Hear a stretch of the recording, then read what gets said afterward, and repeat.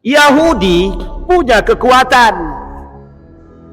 Makanya kenapa Amerika tetap akan membantu Israel itu sampai kiamat. Bapak mau kaji gimana pun, Jerman, Inggris, itu sangat-sangat mustahil mereka tidak mendukung Israel, karena itu nenek moyang mereka. Sebelum cerita Hitler itu, Bapak Ibu, harus Bapak Ibu paham bahwa orang Yahudi itu terpencar kemana-mana, terpencar. Dan ingat, itu bukan Yahudi Israel, itu rata-rata orang-orang Georgia. Dan dalam sejarah mengatakan orang-orang Yahudi Georgia yang terpencar. Banyak faktornya, kalau dikaji dengan sejarah banyak faktornya. Ada yang ke Inggris, ada yang ke Jerman, ada yang ke Perancis. Yang menggerogoti Turki Utsmani 3 negara sekaligus. Inggris, Prancis, Jerman kerjasama, Pak, hanya untuk menjatuhkan Turki Utsmani. Ikut di dalamnya 1 orang.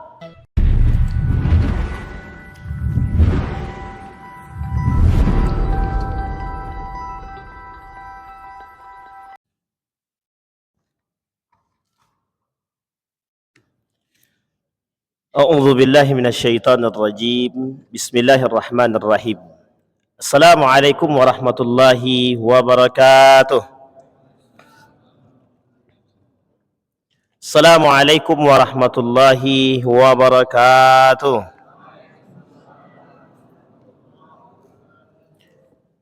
Alhamdulillahi rabbil alamin. Alhamdulillahilladzi an'ama bi ni'matil iman wal islam bihima tatimmus salihat. Asyhadu an la ilaha illallah wahdahu la syarika lah wa asyhadu anna Muhammadan abduhu wa rasuluh la nabiyya ba'd. Allahumma salli wa sallim wa barik ala hadzal nabiyil karim. Allahumma salli ala Muhammad wa ala ali Muhammad fil alamin innaka Hamidum Majid. Ya ayuhan nasu taqu rabbakumul ladzi khalaqakum min nafsin wahidah wa khalaqa minha wa batha minhuma rijalan katsiran wa nisaa wattaqullaha alladzi tasaaluna bihi wal arham innallaha kana 'alaikum raqiba.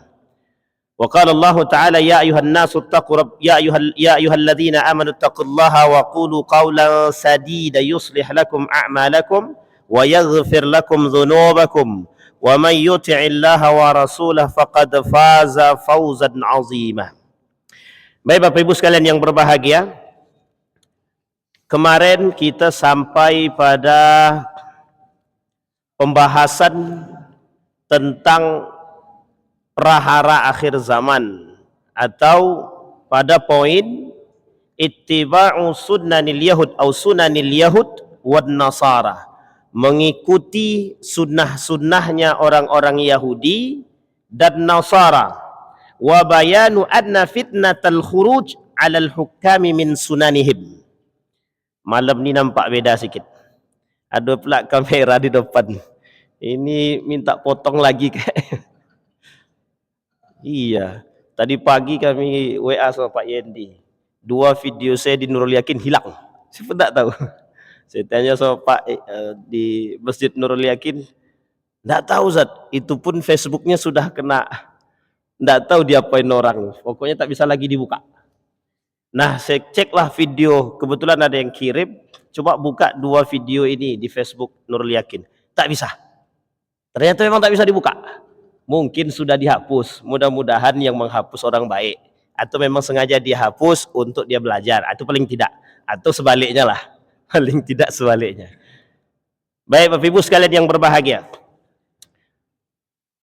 fitnah akhir zaman sebenarnya bukan fitnah saja atau prahara. Sebenarnya kalau dibilang prahara juga bisa, karena kata Nabi salah satu tanda akhir zaman itu kan datangnya kaum Khawarij, sudah berlalu. Yang sekarang tersisa ini neo Khawarij saja. Ini kalau dikaji neo Khawarij itu banyak yang sakit hati. Tapi kalau dikajinya dalam keadaan terbuka, tapi kalau tertutup aman. Itu di Masjid Al-Mu'minin. Dah kita bahas Pak Waka ya. Oh, ada Pak Waka, alhamdulillah.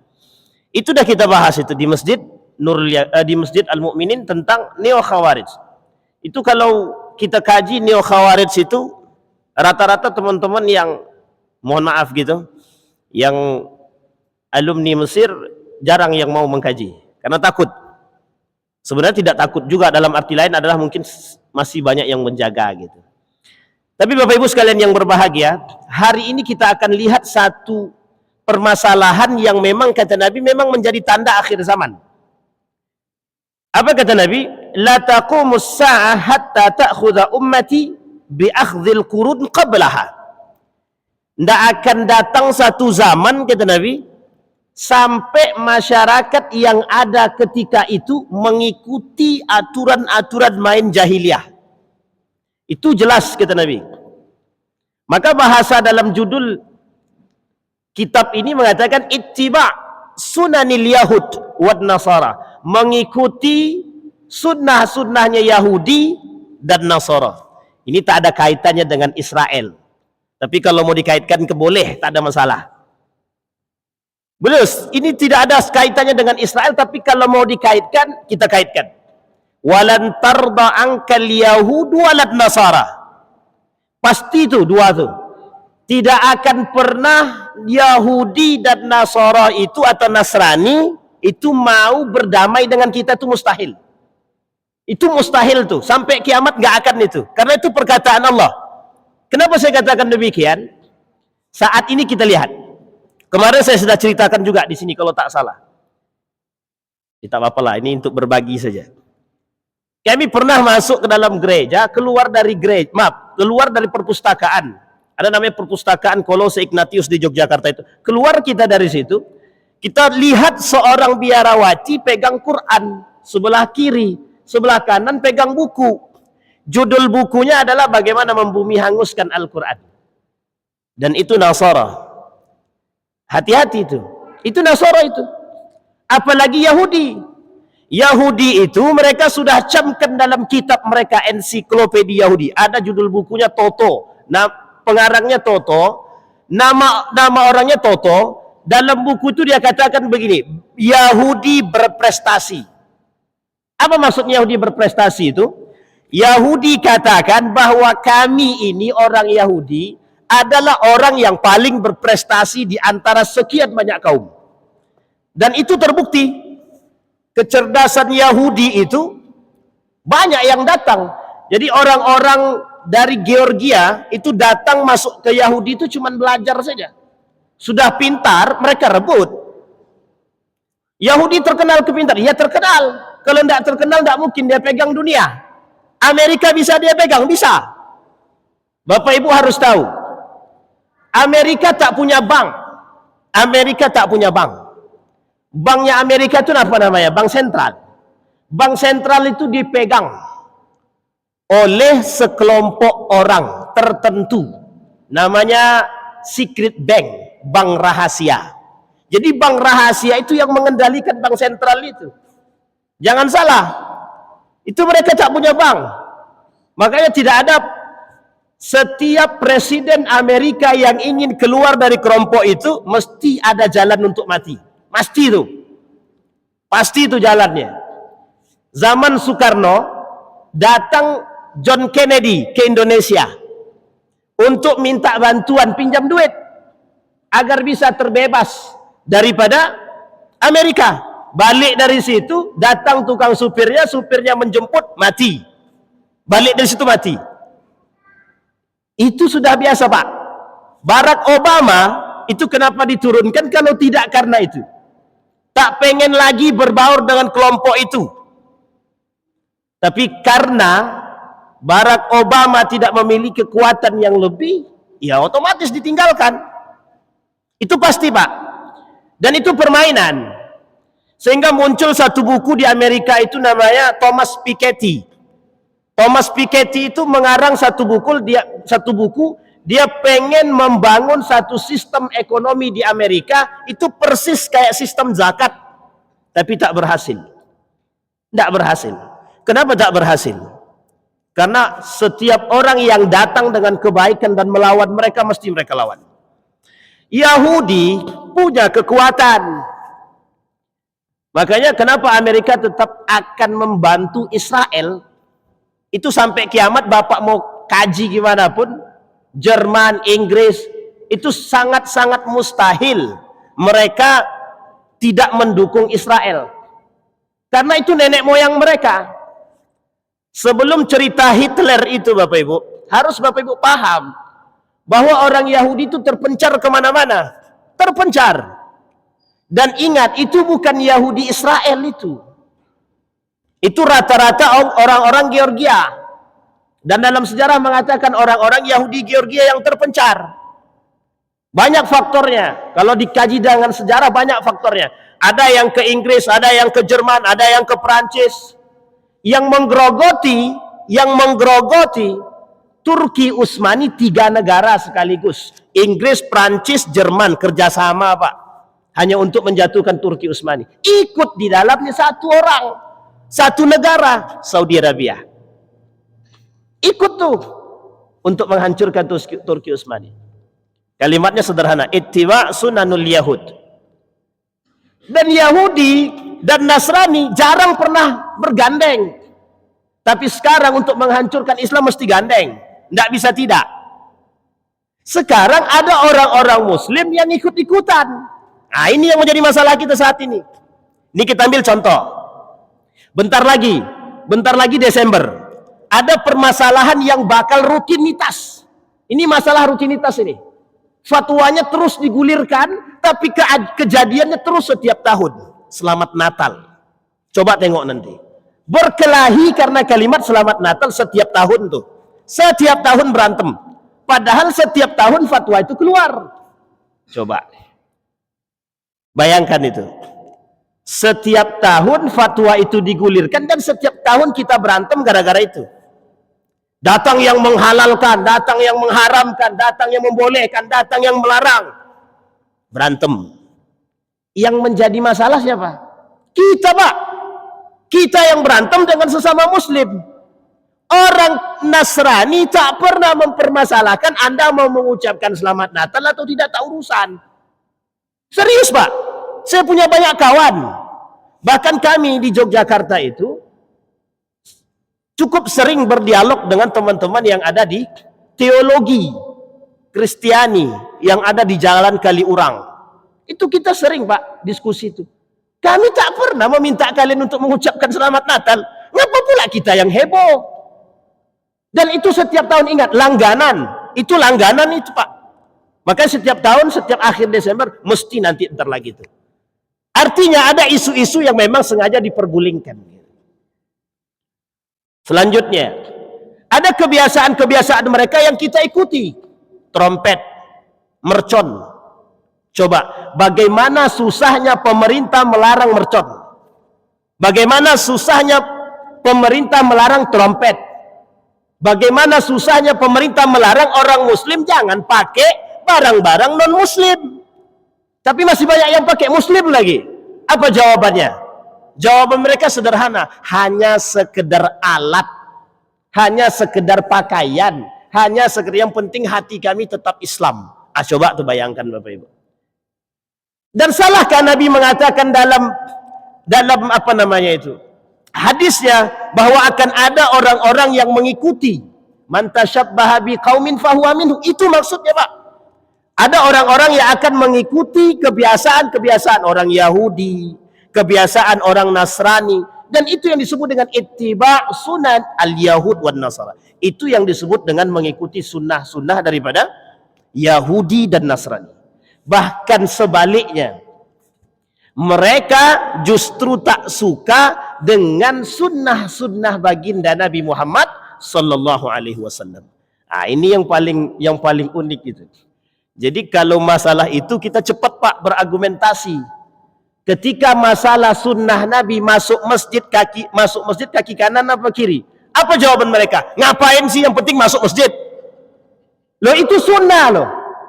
Kalau kita tak melakukan fasik, tak ada masalah. Tapi fasik kita Pak. Sunnah yang ditekankan. Tapi kalau kita melakukan, itu dapat pahala. Tapi kalau kita mengingkari, jatuhnya kita ingkar sunnah.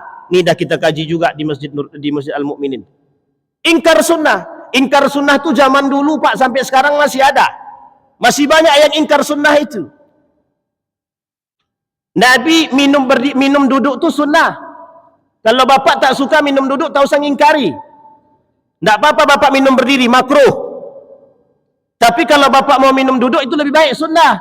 Tapi jangan bapak katakan, tak ada tuh sunnah Nabi, tidak ada tuh sunnah Nabi minum duduk tuh, tak ada. Nah, yang bilang begitu itu sudah ingkar sunnah itu. Dia sudah mengingkari sunnah Nabi. Yang muncul saat ini orang-orang yang dengan gaya begitu, Pak.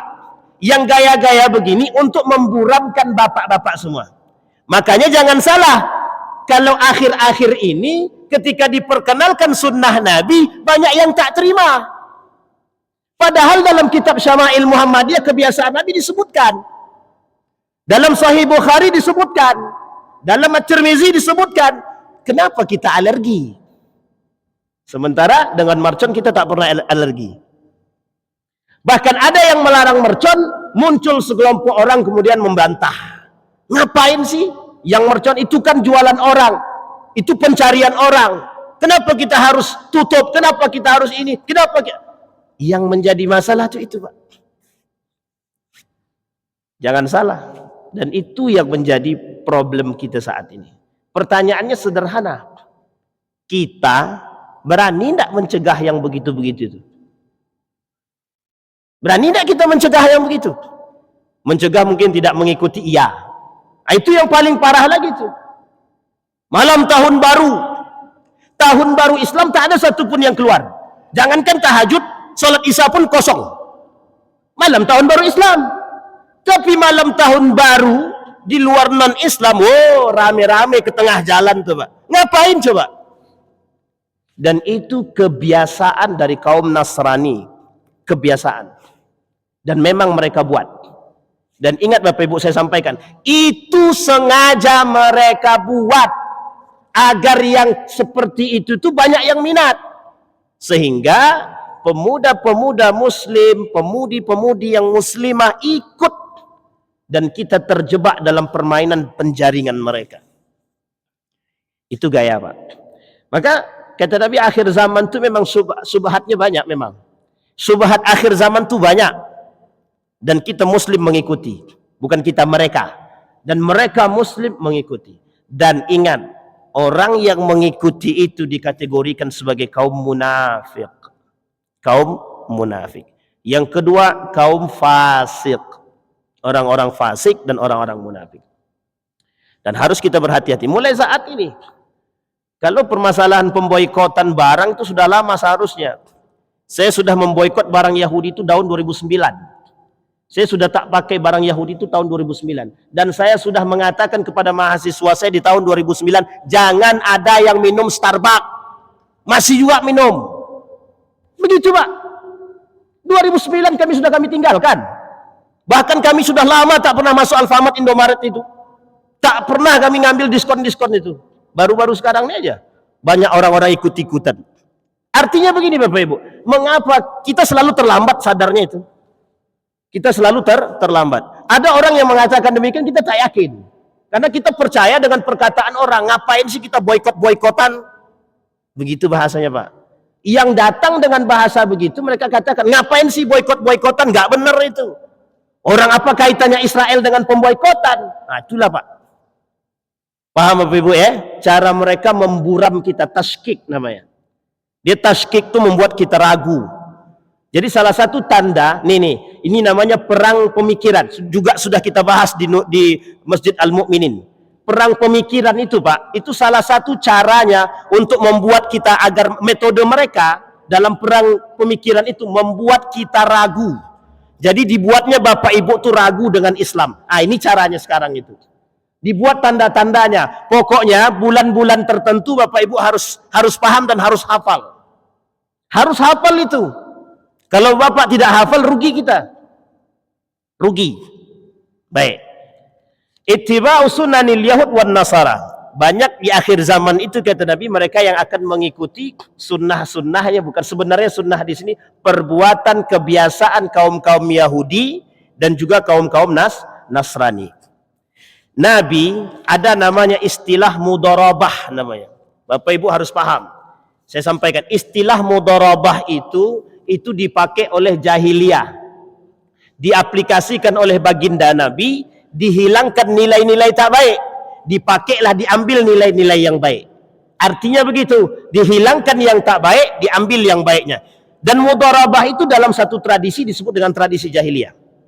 Maka dalam perbankan syariah, ini satu lagi penyakit bank syariah itu.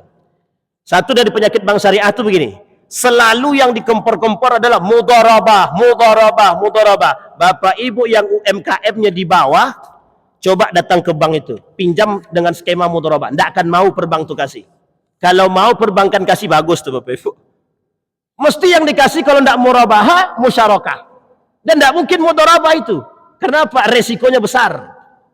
Resikonya besar. Hati-hati. Kalau ada perbankan yang memang sengaja untuk menipu dengan gaya mudharabah, itu bagian tipis itu. Bagian beda-beda tipis saja dengan mereka begitu. Baik. Selanjutnya, naqdu aqdi ahli zimmati wal ghadar minhum. Apa kata Nabi? Qalu mata sayakunu dzalika? Qala idza naqadtumul ahda syaddadallahu qulubal aduwi alaikum fa imtana'u minkum. Nanti begini Bapak Ibu, di akhir zaman itu akan ada orang-orang yang kerjasama dengan Yahudi. Dia kerjasama dia. Tapi saya tak mau singgung-singgung sebenarnya, tapi gimana lah, tak apa-apalah. Saudi menghancurkan Turki Utsmani, dia kerjasama karena dia memang mengambil bagian. Kalau dia tak ngambil bagian, kalau dia tak ikut kerjasama, dia tak dapat bagian. Maka dia wajib dapat bagian. Video yang sekarang viral-viral tentang Saudi bergandeng dengan Israel, Bapak kesampingkan aja. Arti kesampingkan itu begini, sudah dari dulu begitu, maksudnya sudah dari dulu. Kecuali beberapa orang. Tapi Bapak Ibu, yang harus kita ingat adalah semua perang pasca baginda Nabi Muhammad SAW, pasca Umar bin Khattab, itu rata-rata perang yang timbul adalah perang adu domba. Perang yang timbul adalah perang adu domba. Dan perang yang timbul karena adu domba itu oleh kaum Khawarij dan juga kaum Syiah. Itu pasti Bapak Ibu. Dan itu perbuatan mereka. Dan campur tangannya Yahudi. Ingat, campur tangannya Yahudi. Campur tangannya Nasara. Campur tangannya kaum munafik. Jadi yang kerjasama itu munafik, Yahudi, Nasara. Untuk menghancurkan Islam, mereka masuk dalam orang-orang yang disebut dengan Khawarij dan Syiah. Dan itu Pak yang harus kita pegang. Sampai saat ini kita masih seperti itu Bapak Ibu. Dan ingat, kaum munafik itu bagian daripada kita. Islam dia Pak.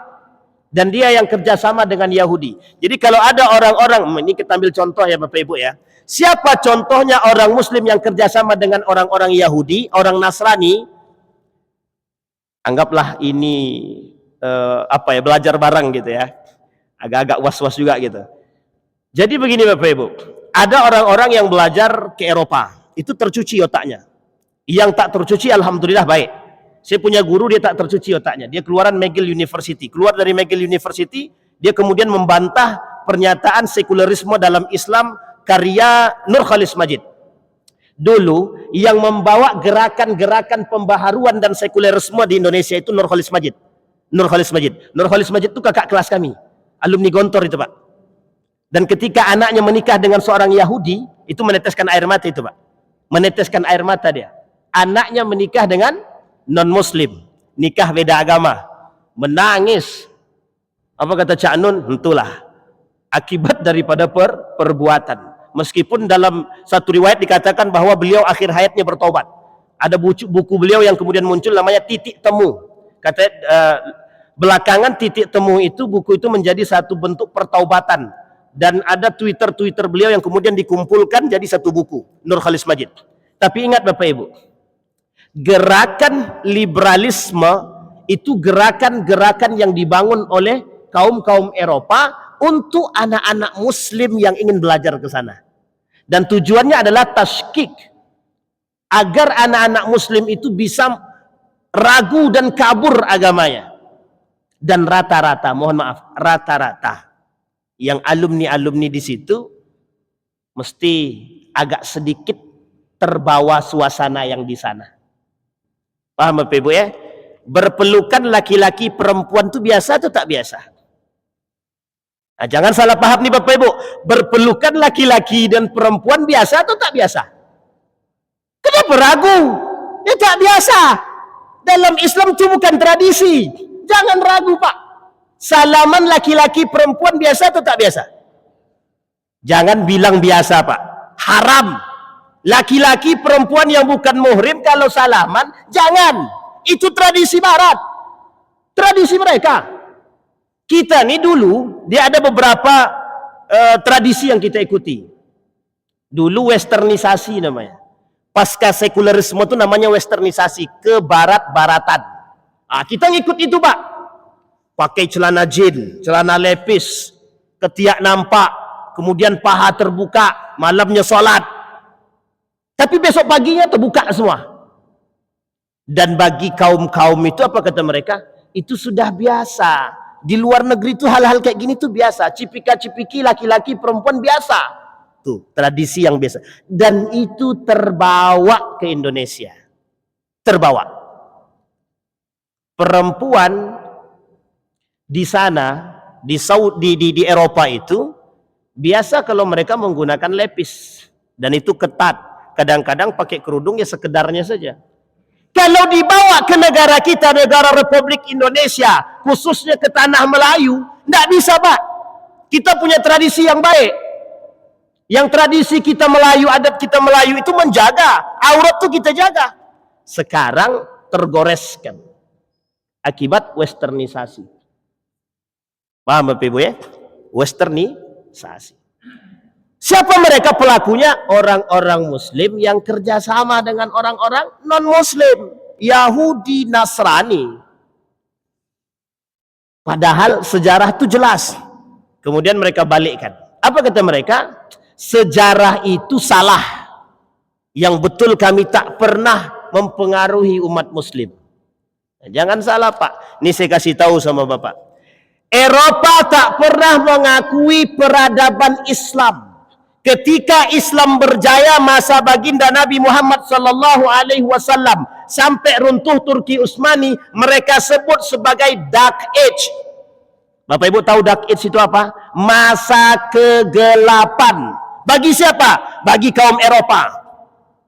Memang agak sakit hati saya ini. Paham Bapak Ibu ya? Kaum Eropa itu tak pernah senang dengan kita, Pak. Bapak Ibu saya kasih tahu. Ratu Elizabeth cara membunuh kaum muslim itu beda tipis dengan Israel tuh, Pak. Ditengoknya telinga orang muslim kalau bersih wajib dibunuh. Itu pasti muslim. Kalau bersih telinganya pasti muslim. Bunuh. Gitu cara mereka membunuhnya, Pak. Cara mereka membunuh Islam. Tragis ketika Inggris tak suka dengan Islam, setiap nama yang berbau Islam wajib dibunuh. Zaman dulu begitu, Pak. Itu pasca siapa? Kemal Atatürk. Ketika Kemal Atatürk naik, sekularisme. Dia yang pegang. Apa kata kaum ini sejarahnya, Pak ya? Ini sejarahnya kenapa Israel sekarang berjaya itu ketika Turki Utsmani runtuh dan mereka orang-orang Israel, Yahudi Israel dapat tempat. Sekalipun tak besar tempat itu, Pak. Ketika Kemal Atatürk naik itu diberikan karena sudah ada kontraknya. Kalau kau naik, kami dukung kau, sekularisme berjaya, berikan kami tempat di Palestina. Itu, Pak, ingat Pak ya, 1924 atau 1925. Ingat itu, Pak. Itu bersejarah tuh, Pak, runtuhnya Turki Utsmani. Dan setelah itu mereka dapat tempat di sana, Pak. Jadi kalau kita mau kaji masalah Israel itu, tidak ada satupun baik-baiknya mereka tuh, Pak. Tidak ada. Mulai dari dulu pembangkang sampai sekarang. Berapa banyak nabi itu? Berapa banyak nabi yang diturunkan ke Bani Israel itu? Tak ada satupun yang tak pembangkang. Semuanya pembangkang. Sudah Allah sebutkan dalam Al-Quran. Mau sampai kapan kita? Dan kita tahu. Cuma negara-negara Islam belum berani. Belum berani. Kenapa belum berani? Karena sudah temakan duit, Pak. Amerika sudah kasih pinjaman. Dan negara-negara yang lain sudah banyak, Pak, memakan duit dari Amerika. Dan duit itu dasarnya dari mana? Bukan dari orang Amerika. Duit itu punya kaum Yahudi yang tinggal di Amerika. Nah, itu yang harus kita pelajari, Pak. Amerika punya cita-cita. Salah satu cita-cita Amerika itu memegang dunia. Jadi jangan salah, nanti Bapak Ibu coba lihat cita-cita Amerika dalam video singkat saja videonya. Bahkan mereka rela ketika perang Inggris dan Prancis itu mereka rubah yang menang siapa, yang kalah siapa. Mereka rubah itu demi mengambil emas. Jadi jangan salah kalau Indonesia sekarang sudah tidak punya emas, tidak punya perak. Jadi mata uang kita saat ini Bapak Ibu tidak ada backup-nya Pak. Ingat itu, mata uang kita saat ini dulu di backup pakai emas. Kemudian di backup pakai perak. Sekarang tak ada backupan. Nggak ada backupan sekarang tuh Pak. Dulu duit robek kita bawa ke bank masih bisa kita ganti. Kalau sekarang bawa lah. Kalau nggak disuruh pulang Bapak. Baik. Banyak. Kemudian kata Nabi, ada orang-orang yang diajak untuk berperang, kemudian mereka kabur. Berkhianat. Ghadar. Itu pengkhianat. Kaum munafik begitu.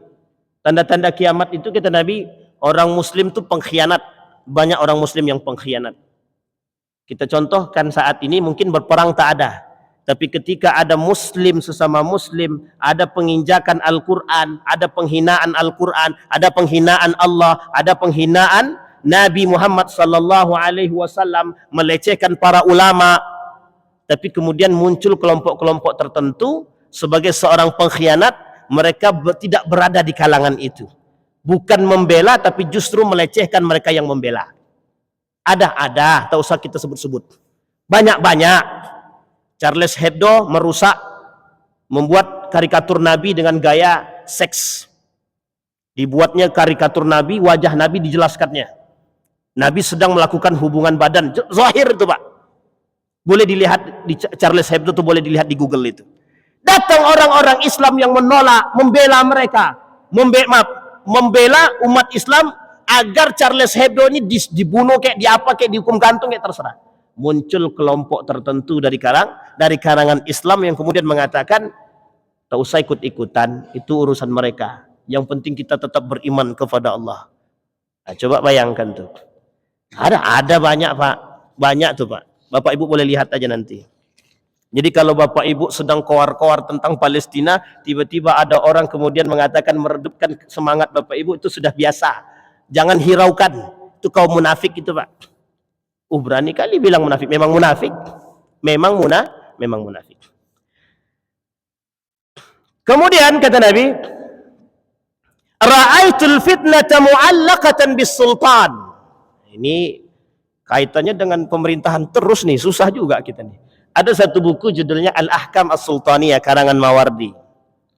Itu tentang pembahasan bagaimana membentuk satu sistem tata negara yang baik dalam Islam. Ternyata Bapak Ibu mohon maaf, ternyata orang kita Melayu, Raja Ali Haji pernah punya satu buku, judul bukunya adalah, itu yang punya kayaknya di Pekanbaru cuma satu orang. Pernah dia punya buku, judul bukunya bagaimana membangun tata negara ala Melayu dan ala Islam. Dan itu saya pernah dapatkan dari Pak Rusli Zainal namanya, bukan mantan gubernur bukan, tapi ada orang PKS. Ini tak ada kaitannya dengan PKS, tapi yang punya buku itu orang PKS memang. Beliau tunjukkan kepada saya, ini ya bukunya. Nah sekarang kata Nabi, ra'aitul fitnata mu'allaqatan bisultan. Nanti kata Nabi, di akhir zaman akan muncul fitnah-fitnah terhadap pemerintahan. Banyak fitnahnya itu. Fitnahnya seperti apa? Seperti yang pernah dilakukan, yang dirasakan oleh Utsman bin Affan. Tapi Nabi pernah katakan ada namanya mulkan jabariyah. Kemudian ada namanya mulkan adud atau mulkun adud. Dan ini sudah juga dibahas. Mulkun adud artinya sistem diktator. Sistem kepemerintahan, kesultanan, kekerajaan, dinasti yang diktator. Dan itu kata Nabi akhir zaman akan muncul tuh yang seperti itu. Akan muncul tuh sistem-sistem yang diktator. Kemudian nepotismenya kuat. Korupsi lah. Kemudian dia otoriter lah. Nah, ini penting nih, harus dipahami. Ternyata memang apa yang diramalkan oleh Nabi ya kita dapatkan. Banyak yang begitu tuh banyak. Tak perlu jauh-jauh kalau begitu. Tak perlu jauh-jauh. Banyaklah pokoknya. Sistem kerajaan, Sistem kerajaan dinasti setelah baginda Nabi Muhammad sallallahu alaihi wasallam. Tapi yang menjadi masalah adalah fitnahnya bagi sultannya. Apa fitnah bagi sultannya? Mereka melakukan pengkhianatan terhadap rakyat. Pengkhianatan terhadap rakyat. Satu. Yang kedua, mereka para sultan, para pemimpin. Mengapa mereka? Tidak hanya mengkhianati rakyat. Bahkan mereka dengan kemampuan mereka menghabisi rakyat. Itu dalam hadis Nabi jelas, sinfani min ahlin nari lam arahuma. Dua golongan yang akan aku lihat, yang tidak akan pernah aku lihat di surga, kata Nabi. Satu diantaranya rajulun ma'ahum siyat yatribuna bihan nas. Ada seorang pemimpin yang di tangan pemimpin itu diberikan kekuasaan, dengan kekuasaan dia otoriter, dia kuasa. Pokoknya masyarakat habis. Paham Bapak Ibu ya? Dinaikkannya BBM. Kemudian apa lagi? Pokoknya banyak lah. Gara-gara BBM naik, semua naik. Jangankan cabai, daging. Pokoknya yang tak ada sangkut paut pun bisa naik. Tapi Bapak Ibu, ini faktor cinta dunia. Faktor cinta dunia. Dan ini sudah Nabi sampaikan. Nanti di akhir zaman banyak orang yang cinta dunia. Karena cinta dunia itulah yang kemudian membuat mereka lupa dengan akhirat. Sederhana sebenarnya memang. Tapi permasalahan kecintaan terhadap dunia, kekuasaan, jabatan, tahta itu menjadi kunci. Sehingga memang fitnahnya bagi seorang penguasa adalah kekuasaan itu. Kenapa kita katakan kekuasaan? Banyak penguasa yang sudah merasakan nikmatnya punya tahta, tidak mau turun Pak. Tidak mau turun. Kenapa mereka tak mau turun? Alasannya cuma satu. Karena enak Pak. Enak. Duitnya lancar. Kalau lancar. Kalau tak lancar, tersandung. Masuk ke dalam penjara. Penjara pun enak. Ada AC-nya, dan berbeda penjaranya dengan penjara yang lain. Kalau rakyat biasa penjaranya kecil, tapi kalau pemimpin penjaranya cukup lah gitu. Nah ini ketika mata Najwa menyoroti satu tempat terkhusus gitu ya, kan lumayan itu ya. Makanya mantap juga Mbak Najwa, Mbak Nana bisa masuk dan bisa melihat bagaimana kondisi penjara buat orang-orang yang ya itulah pokoknya Pak. Kemudian tarkul amri bil ma'ruf. Nanti di akhir zaman kata Nabi, fitnah yang akan muncul adalah banyak orang-orang yang meninggalkan perintah berbuat baik. Perintah berbuat baik itu banyak akan kita tinggalkan. Sekarang mungkin tidak terlalu kelihatan. Masih banyak yang ke masjid, alhamdulillah. Masih banyak yang sedekah meskipun ini. Masih banyak yang sedekah meskipun ada kepentingan. Terlepaslah daripada kepentingan ya Bapak Ibu ya. Pokoknya besok Bapak Ibu kalau ada yang sedekah pakai kepentingan, ambil aja. Pokoknya jangan coblos. Artinya jangan coblos. Saya sepakat Bapak Ibu, ambil aja tak apa-apa. Halal dan tak ada satupun yang melarang pun. Para ulama pun tak ada juga yang melarang. Artinya dalam ijtihad ulama ambil saja kemudian tidak usah dipilih. Tapi kalau baik dia, tahu kita apanya itu tak ada masalah. Kapan-kapan boleh dibahas itu. Tentang bagaimana memilih pemimpin yang baik. Minta Dr. Tukiman untuk gaji kan. Kemudian wanahyu anil munkar. Yang paling kelihatan Bapak Ibu adalah an-nahyu anil munkar. Ini yang paling kelihatan. Kita saat ini paling takut untuk melihat orang-orang yang melakukan kemungkaran. Misal ini kita ambil contoh. Ini live enggak kan? Enggak kan? Alhamdulillah. Jadi gini Bapak Ibu, mohon maaf Bapak Ibu ya, ini mohon maaf betul. Yang berani sweeping itu cuma FPI. Bapak Ibu coba cari, yang berani sweeping cuma FPI. Ada orang mabuk di depan kita, kira-kira Bapak Ibu berani tidak ngelarang dia mabuk? Jangan mabuk di sini gitu. Kita jujur-jujuran aja Pak. Berani tidak Bapak Ibu melarang dia untuk tidak mabuk di depan kita? Tak berani. Itu mungkar. Orang berantem saja kita foto kok. Dia berantem tengah jalan, kita foto, kita masukkan ke Facebook. Apa judulnya di situ? Orang berantem tengah jalan. Bukan kita lerai. Itu mungkar. Orang zina kita biarkan. Bahkan yang paling unik lagi, sekarang banyak yang zina ada di daerah kita tak berani tuh. Tetangga sebelah kok laki-laki sering datang ya, padahal dia janda. Cuman berani komen begitu. Bahkan Pak RT-nya pun kita tegur, Pak RT tolong, itu ada janda sendirian. Tapi sering laki-laki datang ke sana. Apa jawaban Pak RT? Kalau tahu kayak gitu saya yang sering ke situ gitu. Hati-hati Pak. Dan ini kondisinya, tapi ada itu RT yang tak baik. Tapi RT-RT yang baik masih banyak. Dan kami Pak, mohon maaf, kami menyaksikan langsung. Ketika ya ini kaitannya dengan iman. Makanya kenapa kata Nabi, kalau al-amru bil ma'ruf itu semua orang bisa. Melakukan kebaikan itu semua orang bisa. Salat, tahajud, duha dan lain sebagainya itu bisa orang Pak. Tapi ketika melihat kemungkaran itu yang susah. Mohon maaf gitu ya Pak. Ada korupsi kita jelas tuh.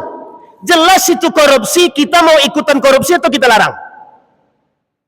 Ya ikutanlah biar kecipratan. Kalau tidak ya mutasi. Iya kan Bapak Ibu? Kalau kita tak ikut kita mutasi atau turun jabatan atau non-job.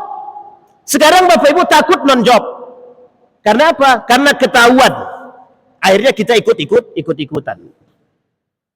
Tak berani kan? Tak berani kita. Zahirkah? Dulu kemungkaran itu sembunyi-sembunyi. Sekarang tidak. Zahir, jelas. Suap menyuap itu dulu tuh sembunyi-sembunyi aja. Kalau sekarang tak. Pak, tolong masukkan anakku ke dinas Allah. Ini duit 25 juta. Oh enggak bisa. Sekarang masuk dinas itu 50 juta. Paham Pak? Tahu Bapak Ibu ya? Suap tuh boleh tak? Jangan cari alasan untuk pembolehan pokoknya. Kalau tidak tak usah. Tapi kan kalau tak begitu kami tak dapat kerjaan Pak. Masih banyak pekerjaan lain. Coba dulu. Kalau memang tak ada, di muka bumi ini tak ada pekerjaan yang mau menerima Anda harus masuk ke dinas itu, Anda dengan suap baru kemudian suap itu menjadi, bukan diperbolehkan, tapi didiamkan. Artinya Nabi tak mengatakan boleh. Para ulama beristihad mengambil hak kita dengan melakukan yang sama boleh, tak ada masalah. Kita ambil contoh Bapak Ibu. Membunuh orang itu tidak boleh memang. Tidak boleh. Tapi kalau kita membunuh orang untuk menjaga diri kita boleh, tak ada masalah. Umirtu an uqatilan nas. Nabi katakan dalam hadisnya, saya ini diperintahkan untuk bertahan. Tapi kalau kita diserang, kita wajib serang. Tidak bisa bertahan. Kalaulah hak kita diambil orang, kita wajib ambil. Wajib. Makanya mempertahankan harta wajib. Ini Pak, mohon maaf. Kalaulah rakyat Palestina membela negaranya itu wajib. Wajar. Kita negara Republik Indonesia penjajahan 2 kali. Jepang, Belanda. Sekarang dijajah sama siapa? Kaum munafik. Penjajahannya berlanjut. Kita dijajah. Kita wajib perang, wajib. Bela negara. Makanya wajar kalau kata Syekh Hasim Al-Asari itu, membela negara itu bagian daripada jihad. Membela negara bagian daripada jihad. Palestina begitu dia.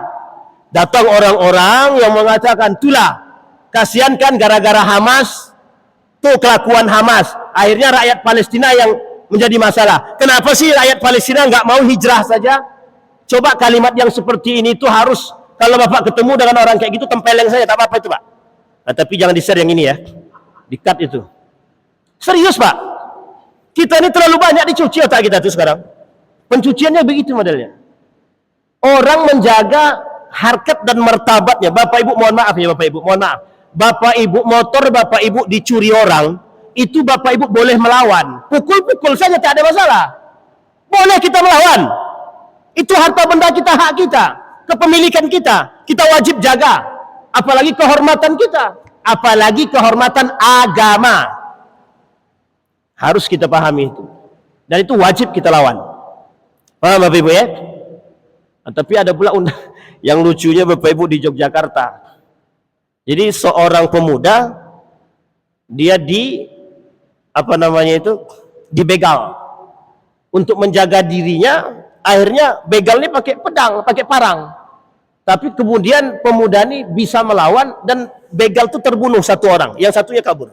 Pemuda ini yang menjaga diri masuk penjara sekarang, belum keluar lagi, sudah 2 tahun yang lalu. Nah, itu uniknya Pak negara kita. Ini kan dipotong juga, nanti bahaya pula. Tapi memang begitu keadaannya Pak. Baik Bapak Ibu ya.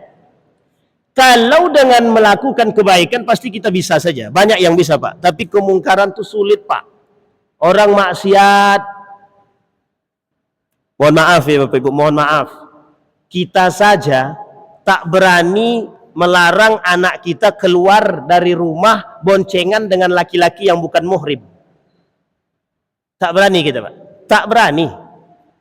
Kemana nak? Pergi ke sana, Bu. Sama siapa? Atau sama laki-laki itu. Keluar kita katakan, kau jaga anakku ya. Justru kita izinkan. Nah, coba kurang ajarnya Bapak Ibu. Padahal itu kemungkaran. Mungkar, Pak. Zina, Pak. Zina. Tapi kita tak mau. Nah, ini yang lucunya memang begitu. Kadang-kadang kalau sudah koar-koar dengan yang lain, kita nomor satu. Ketika masalah sekian banyak yang menjual khamar, tak ada satupun yang berani sweeping. Diskotik, tak ada yang berani menutup. Alasannya apa? Kenapa diskotik tak ditutup? Oh, alasannya karena ada pendukungnya di belakang. Pendukungnya halus. Yang punya diskotik sudah bayar. Karena sudah bayar, ya sudahlah. Paham Bapak Ibu? Ada satu daerah di Pekanbaru nih, itu isinya narkoba semua. Di Pekanbaru. Tahu, banyak yang tahu Pak. Tapi tak ada yang berani melawan tuh. Kenapa? Sudah mulus. Karena apa? Piti. Karena kita tak berani. Kemungkaran kita takut Pak. Kita takut. Kalau al-amru bil ma'ruf semua orang banyak yang bisa. Semua orang banyak yang bisa. Kita mengingatkan orang untuk taat kepada Allah. Ya betul, tak ada masalah itu baik Pak. Maka kata Nabi, "Ma min qaumin yu'malu fihim bil ma'asi, thumma yaqdiruna ala an yughayyiru, thumma la yughayyiru, illa yushaku an ya'ummuhumullah minhu bi'iqabin." Kalaulah ada kemungkaran, kemaksiatan, kita berani Bapak Ibu. Berubah atau tak berubah dia nanti itu tak urusan. Berubah atau tak berubah dia tak urusan kita. Artinya kalau ada kemungkaran kita berani. Ada pemimpin salah kita berani nasihati. Wajib Pak. Menasehati yang salah hukumnya wajib. Iman. Ada yang salah maka kita wajib menasehati. Berani Pak? Bu, berani? Harus berani. Harus berani. Saya kerja sama travel itu meskipun travel itu salah, ya udahlah biarlah cari aman saja. Tidak bisa Pak, itu bukan seorang yang mukmin. Salah kita tegur, tak mau terima tanggung akibat di akhirat. Begitu saja selesai. Baik. Maka kemudian Bapak Ibu, alaikum anfusakum la yadurrukum man dhalla idha tadaitum. Kata Allah dalam Al-Quran, wajib bagi kalian menjaga diri kalian dan diri orang-orang yang beriman. Wajib. La yadurrukum, sejauh mereka tidak membahayakan dirimu. Man dhalla idha ihtadaitum, kalau seandainya mereka kembali kepada kesesatan sesudah kalian berikan petunjuk, kalian nasihati, kalian perbaiki, kalian islah, tapi mereka kembali kepada kejahatan, kembali kepada kemaksiatan, kembali kepada kemungkaran, biarkan. Cukup bagi mereka Allah yang akan menurunkan iqab atau azab. Bapak Ibu sekalian yang berbahagia, maka di akhir zaman ada orang-orang yang meninggalkan al-amru bil ma'ruf dan meninggalkan artinya meninggalkan an-nahyu anil munkar. Banyak orang-orang melakukan kemungkaran, kita diamkan saja. Banyak orang-orang yang tak melakukan kebaikan, kita diamkan saja. Justru kadang-kadang kita hanya mencari posisi terbaik atau posisi aman agar kita bisa juga aman pada posisi tersebut. Meskipun itu dalam kata sahabat, kata Imam Syafi'i, adhaful iman, serendah-rendahnya iman.